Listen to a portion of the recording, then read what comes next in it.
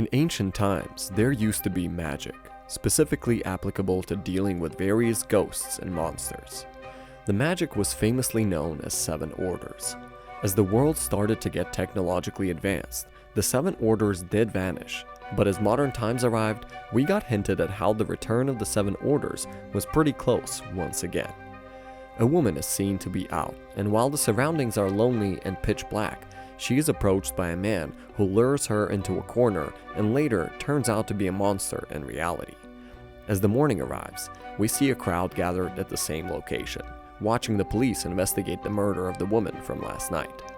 The police chief deduces that the murder must be committed around 12 hours ago or so, and instead of jumping to conclusions, he chooses to further investigate.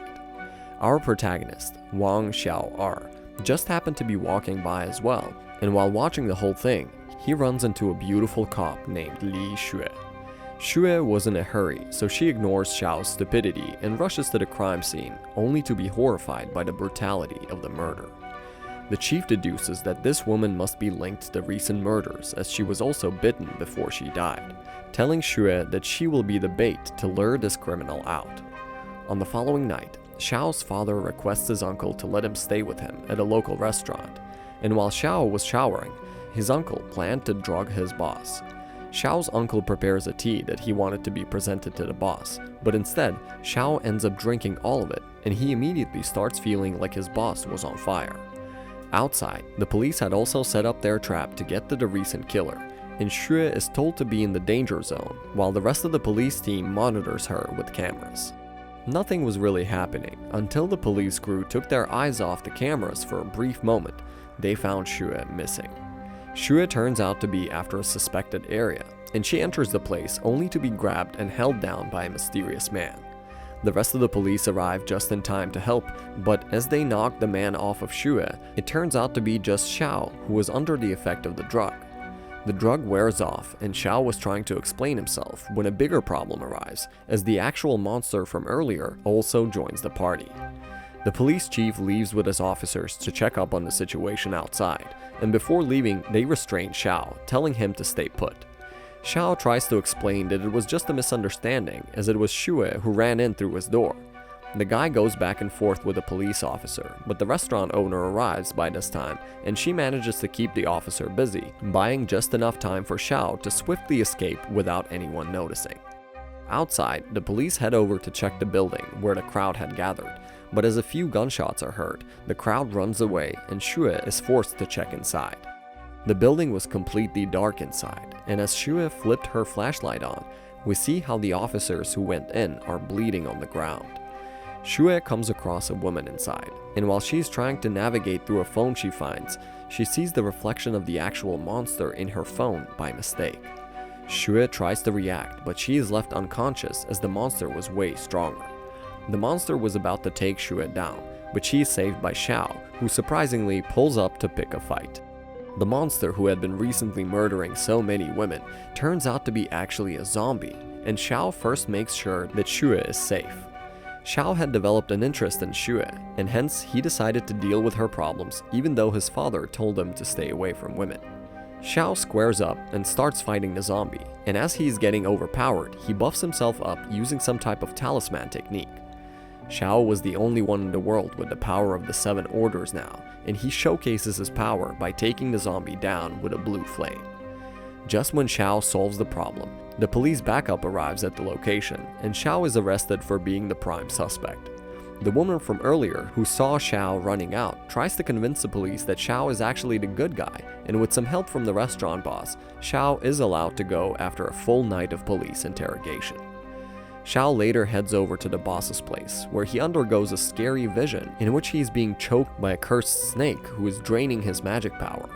Xiao came back to his senses, and he had to take a shower as he had split tea on himself earlier. After getting done with the shower, Xiao meets the lady boss again, and this time she reveals how she is aware of Xiao's magic arts. Xiao starts panicking, and he's offering to do anything for the boss until he sees the photo of the boss's husband and ends up leaving after getting emotional. Elsewhere, a middle-aged man arrives at a restaurant to meet up with a girl named Liu, and he feels a bit off since Liu was wearing shades indoors. The man ignores it when Liu offers to go on a drive, But as he parks his car on a quiet bridge, Liu turns out to be a brutal monster who consumes the man's brain matter. The police chief and Xiao are involved in the case as well, and they're going through the intel available when the victim's dead body arrives for autopsy. Xiao is left terrified when the body rises up upon her trying to touch it, and just as she is trying to figure out the reason, we are introduced to Dr. Zhu Ge, who will be helping out with the case. Zhu Ge investigates the body, and he reaches the conclusion that this must be done by the hands of a zombie, most probably a female-looking one, who is going around to suck yang energy and brain matter out of people. Zhu Ge explains that the real motive behind all this is to gain energy from the resurrection effect, but since Xiao finds all of this to be complete nonsense, the doctor offers her to check for herself. Xiao is stunned when the man's head turns out to be completely hollow from the inside, and such a monstrosity makes her feel nauseous. Xiao heads out to catch a breath in the corridor, where she finds Xiao getting in some trouble with a couple of officers. Xiao had been claiming that Xiao is his girlfriend, but while Xiao was calling him out on his stupidity, the seniors joined the conversation. The police chief warns Xiao, telling him to stay away, while the doctor realizes that something is special about Xiao at the first sight. Regardless, Xiao is told to leave, and as he leaves, the doctor continues his experiments on the body. Outside, we see how Liu was already on her next target as she approaches a fat nerdy dude now. The guy was trying to take a picture of Liu when his flashlight showed Liu's real face, and the guy was left terrified. Before he could have thought any more, the door knocks with Xiao outside.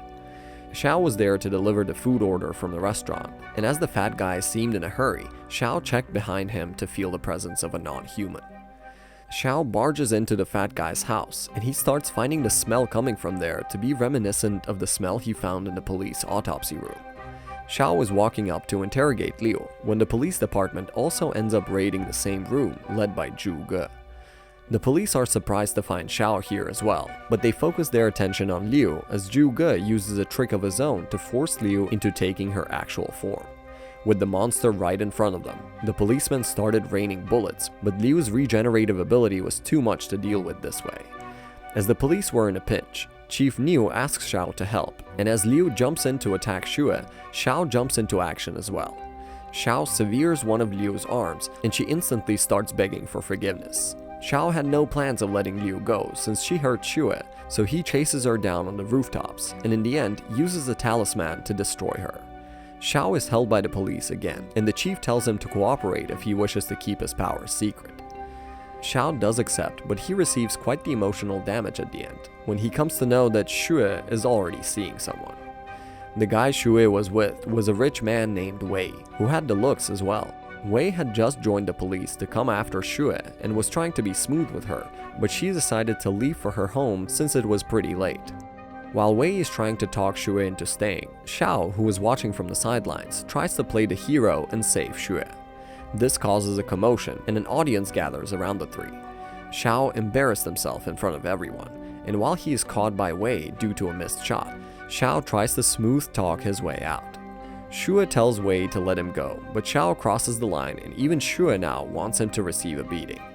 As the two dudes were fighting, Xiao receives a call from the bureau telling her to not hurt Xiao. Xiao has no clue what is going on before Dr. Zhu Ge comes to take Xiao away.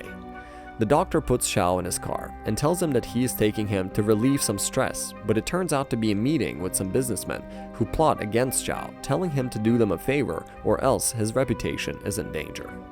The businessman was the assistant of someone named Zhang, and he puts his proposal forward by explaining some events from a while back. Apparently, during a regular mining season, Zhang's company had come across a coffin that had some sort of a history related to ghosts, as three guys are shown approaching it before Zhang's men found it. Inside the coffin, there were two foxes, a red and a white one, and the men there killed the white one while the red one escaped.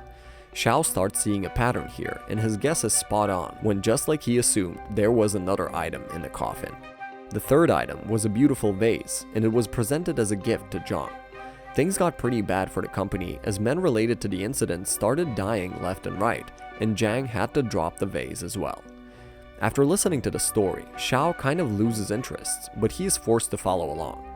The assistant tries to strike a deal, but Xiao immediately realizes that this was all a scam. The seemingly dumb guy explains the assistant's complete plan in front of Jang, and in the end score a deal of a whopping 30 million instead of the 300k he was being offered. With the deal now finalized, Xiao heads straight over to the vase where he takes his stance to fix the situation. Xiao sits down in the room to concentrate on the spirit around him, and while he is in the process, he remembers the times when he was just a kid and his father used to slay demons with the help of his power of 7 orders, which was then forwarded to little Xiao. Back in the room, just when the procedure reaches completion, Xiao is attacked by the fox spirit residing inside the vase, and that starts off a new battle. Outside, we get to see how Wei manages to bring Xue to his place and is trying to drug her, but his plans fail after she refuses to drink alcohol in the first place. As Wei starts getting more and more frustrated, we move back to Xiao, who was now chasing the fox spirit throughout the mansion. Xiao showed some serious skills with breaking doors, but he kinda hurt himself in the end when he tried to break a stainless steel one with a kick as well. The room behind that door belonged to Jang's daughter, and while Xiao was sticking around to protect her, back at Wei's place, things started getting bad for him.